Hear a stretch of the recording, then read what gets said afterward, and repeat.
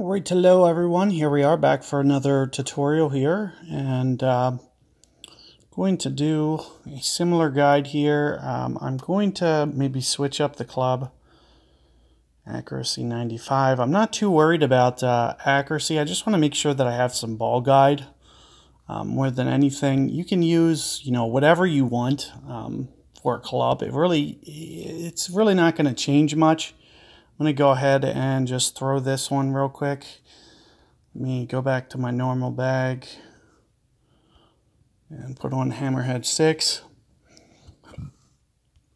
So I just want to kind of, reiterate and kind of demonstrate that, that we can do kind of varying things here, and it really shouldn't change much in terms of how it plays out.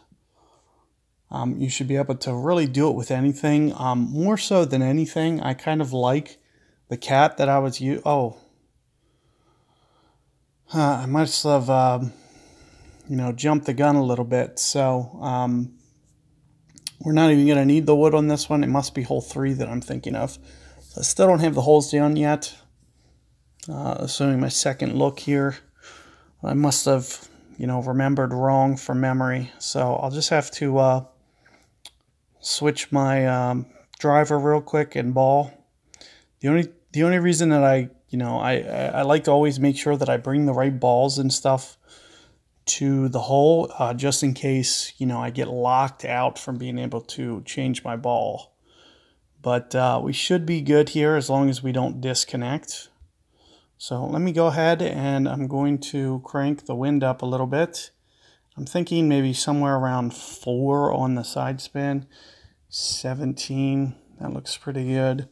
So what I'm going to do is aim somewhere maybe right in here, which is going to be, it kind of looks like it's pointing up into the rough just a little bit. And we're going to go relatively full here. Didn't quite get the perfect ball, but it was close. So it's just one ring off. Let's see where it lands. It looks like just barely caught the fairway. You're going to have to hit it much more centered and miss those trees.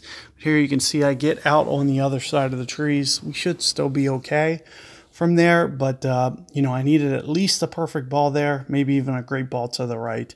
But you can see that I'm starting to get a little bit closer on my second attempt. That I was getting much closer to going towards the hole.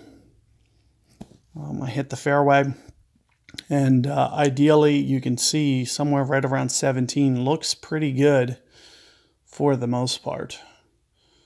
So we'll see if I can't get that to land a little bit more centered, because I keep landing right on that edge, and I'm trying to land a lot more towards the center there. So it looks like we're pretty close to half club here, which I usually play maybe three in this case, 3 per ring. So somewhere around 6 rings.